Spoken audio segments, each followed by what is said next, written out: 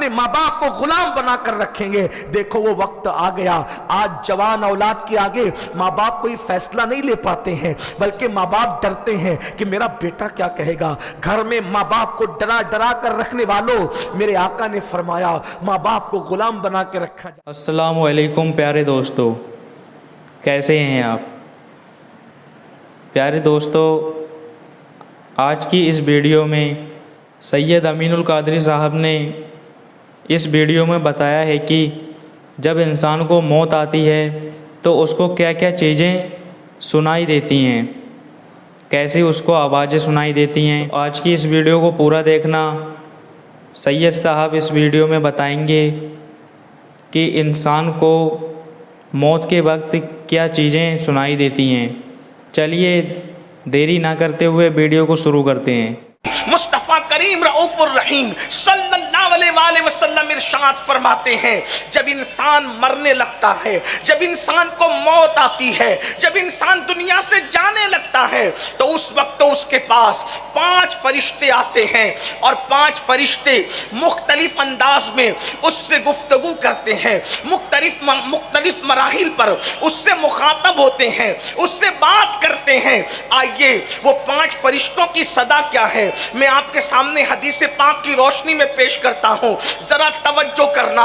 یاد رکھو میرے بھائی، دنیا میں کون رہا جو ہم رہیں گے؟ یہ دنیا سرائے فانی ہے، جگہ جی لگانے کی دنیا نہیں ہے، یہ عبرت کی جا ہے، تماشا نہیں ہے۔ جوانی کے غرور اور گھمنڈ میں خدا کے غضب کو چیلنج کرنے والوں، جوانی کے نشے میں خدا کے دین کو پیٹ کے پیچھے ڈالنے والوں، ایک وقت وہ آئے گا جب موت کی تلوار جو انسان کے سر پہ لٹک رہی ہے، انسان کی روح اور جسم میں وہ جدائی پیدا کرنے کے لیے آئے گی۔ اس وقت رونا ہوگا، اس وقت پچھتانا ہوگا، موت سے کوئی نہیں بچ سکتا۔ میرا اللہ فرماتا ہے اینما تکونوا یدرککم الموت ولو کنتم فی بروج مشیدہ، اگر مضبوط قلعوں میں جا کر کے چھپ جاؤ گے تو وہاں بھی تمہیں موت آ کر کے رہے گی۔ اللہ اکبر، موت نے آنا ہے، ہم نے آخرت کو بھلا دیا، آخرت کو فراموش کیا، اسی لیے گناہ پر جری ہو گئے۔ جھوٹ بولتے ہیں، جھوٹ کو گناہ بھی نہیں سمجھتے، جرائم کرتے ہیں، جرائم کو گناہ بھی نہیں سمجھتے۔ آئیے اللہ کے رسول صلی اللہ علیہ وآلہ وسلم کا فرمان سنیے اور سوچئے ہمیں کس گھاٹی سے گزرنا ہے، کس منزل سے گزرنا ہے جسے موت کہتے ہیں۔ موت وہ کیسی گھاٹی ہے، وہ کیسی گھاٹی ہے، اس کا حال کیا ہے؟ آئیے پہلے تو میں آپ کے سامنے یہ عرض کروں کہ موت آتی کیسے ہے، موت کیسے آتی ہے۔ لوگ سمجھتے ہیں انسان بستر پہ پڑا بڑا ہی سکون سے مر رہا ہے۔ میرے بھائیو اللہ اکبر، اتنے سکون سے انسان نہیں جاتا جتنے سکون سے وہ بستر پہ پڑا رہتا ہے۔ یہ اللہ کی حکمت ہے، ہاتھوں سے، پیروں سے، زبان سے میرا اللہ طاقت چھین لیتا ہے۔ اگر اللہ لوگوں کی طاقت ہاتھ پیر کی نہ چھینے تو جب جانور ذبح ہوتا ہے تو وہ کس طرح تڑپتا ہے، اس سے زیادہ انسان تڑپے۔ حدیث پاک کا مفہوم ہے اگر انسان کی طاقت نہ چھینی جائے مرتے وقت تو انسان جنگلوں میں پاگلوں کی طرح پھرتا رہے، دوڑتا پھرے۔ انسان کی کیفیت یہ ہو، آؤ ذرا جس گھاٹی سے گزرنا ہے جسے موت کہتے ہیں، مسلمان ہو کر بھی دین کو پیٹ کے پیچھے ڈالا ہے، مسلمان ہو کر بھی اللہ کے دین کو بھلا دیا ہے، مسلمان ہو کر بھی آخرت کو فراموش کر دیا ہے۔ آؤ آؤ اللہ اکبر۔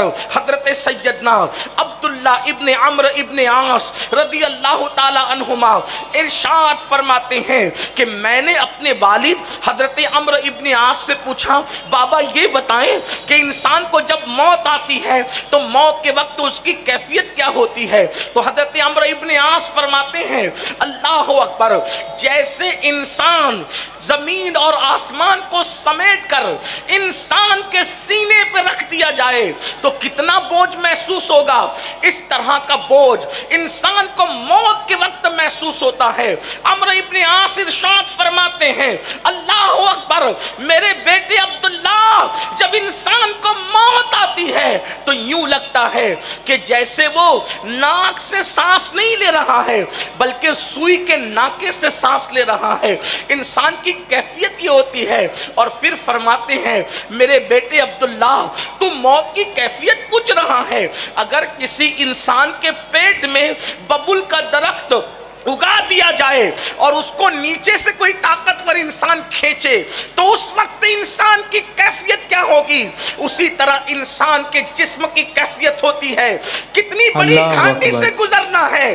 کانوں میں ایئر فون لگا کر گانوں سے جھومنے والوں، اللہ کے خوف میں رونے کی بجائے ہیرو ہیروئن کی جدائی کے مناظر دیکھ کے رونے والوں، اپنی موت کو یاد کر کے، موت کی تکلیف کو یاد کر کے اللہ کے خوف سے آنسو بہانے کی بجائے ڈراموں کو دیکھ کر رونے والوں، کبھی تصور تو کیا ہوتا یہ وہ حقائق ہیں جس کو فراموش نہیں کیا جا سکتا، یہ وہ حقائق ہیں جن کو بلایا نہیں جا سکتا.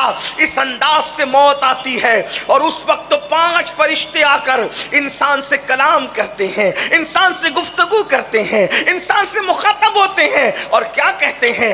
آئیے اللہ کے رسول مصطفیٰ کریم رؤوف الرحیم غیب دا نبی صلی اللہ علیہ وآلہ وسلم ارشاد فرماتے ہیں. حدیث پاک کا مفہوم ہے. اس حدیث کو لکھا ہے علامہ ابن الجوزی رضی اللہ تعالیٰ عنہ نے.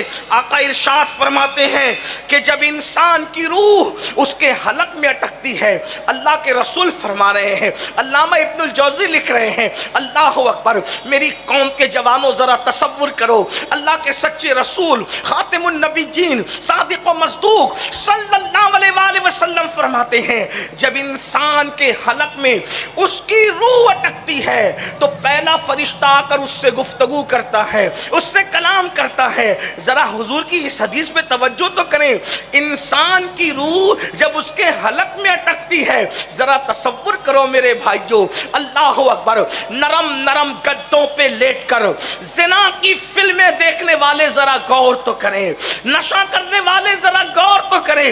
حلق کے اندر روح اٹکتی ہے. روح کبھی سوچا مچھلی کا کانٹا حلق میں پھنس جائے تو کیا کیفیت ہوتی ہے؟ روٹی کا ٹکڑا حلق میں پھنس جائے تو کیا کیفیت ہوتی ہے؟ اللہ اکبر، جو حلق مچھلی کا کانٹا اور بڑے لقمے کا پھنسنا برداشت نہ کر سکے، جب اس کے اندر روح اٹکتی ہوگی تو انسان کی کیفیت کیا ہوتی ہو؟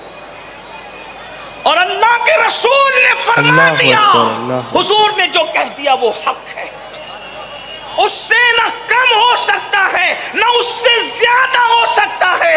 اس لیے کہ کائنات میں سب سچوں میں سب سے بڑا سچا خدا کی مخلوق میں کوئی ہے تو وہ آمنہ کے لال مصطفیٰ جان رحمت ہے. حضور اتنے سچے ہیں کہ ان کے سچا ہونے کی گواہی ان کے دشمن بھی دیتے نظر آتے ہیں. اتنے سچے رسول، اللہ اکبر. فرماتے ہیں جب انسان کے حلق میں اس کی روح اٹکتی ہے تو پہلا فرشتہ آ کر اس کو پکار کر کہتا ہے، اے آدم کے بیٹے، تیرا طاقتور بدن کہاں گیا؟ فرشتہ اس سے مخاطب ہو کر کے کہہ رہا ہے، آدم کے بیٹے، یہی بدن پر غرور کرتے ہو نا، اسی جسم پر گھمنڈ کرتے ہو نا؟ اللہ کا فرشتہ آ کر کے کہتا ہے، آدم کے بیٹے، تیرا طاقتور جسم کہاں چلا گیا؟ اور اس کے بعد وہ فرشتہ پکار کر کہتا ہے، آج تو کتنا کمزور ہے، کتنا کمزور ہے آج تو، کہاں گئی تیری فصیح زبان؟ جس زبان کو تو چر چر چلاتا تھا وہ تیری زبان کہاں گئی؟ اور اس کے بعد کہتا ہے، آج تو کتنا خاموش ہے. اللہ اکبر. فرشتہ کہتا ہے، آج تو کتنا خاموش ہے، تیرے عزیز و اقربا، تیرے گھر والوں نے تجھے کہاں چھوڑ دیا، تجھے تنہا چھوڑ دیا، تجھے اکیلے چھوڑ دیا. فرشتہ اس سے گفتگو کرتا ہے، طاقتور جسم کہاں گیا، چر چر چلنے والی زبان کہاں گئی، آج تو کتنا چپ ہے، خاموش ہے. اور انسان کتنا خاموش ہوتا ہے مرتے وقت، آنکھوں سے ٹک ٹکی باندھ کر بس سب کو دیکھتا ہے. کلام کرنے کی بھی طاقت نہیں رہتی. اس منظر کو یاد کرو اللہ کے بندو. آخرت کو بھولنے والوں اس منظر کو یاد کرو. قبر کو بھولنے والوں اس منظر کو یاد کرو. بہت دن تک کچھ نہیں رہے گا, بہت دن تک کچھ نہیں چلے گا.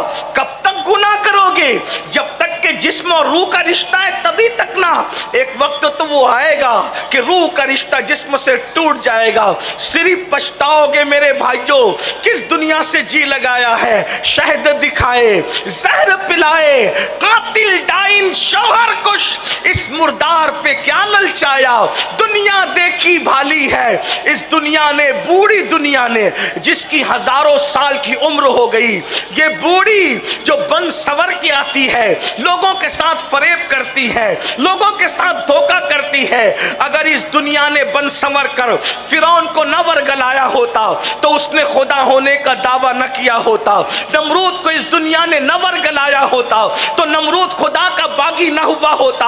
انا ربکم العالی کی صدائیں بلند نہ کرتا. اللہ کے بندو, ان کے تخت کہاں گئے, ان کے تاج کہاں گئے, ان کے غرور کہاں گئے, ان کے گھمنڈ کہاں گئے, کہاں گئے ان کے محلات. اللہ کے بندو وہ بادشاہ تھے, آپ اور ہم تو بادشاہ بھی نہیں ہیں. خدا کو بھول رہے ہو, آخرت کو بھول رہے ہو. نہیں نہیں, یہ مسلمان کی شان نہیں. جب مرو گے نزا اور سکرات کا عالم ہوگا, روح حلق میں اٹکے گی تو پہلا فرشتہ کہے گا کہاں ہے تیری طاقت, کہاں ہے تیری قوت, کہاں ہے تیری زبان. آج تیرے رشتہ داروں نے, اقربا نے, عزیزوں نے تجھے تنہا چھوڑ دیا. اس وقت انسان کتنا بے بس ہوگا. فرشتہ کہتا ہے آج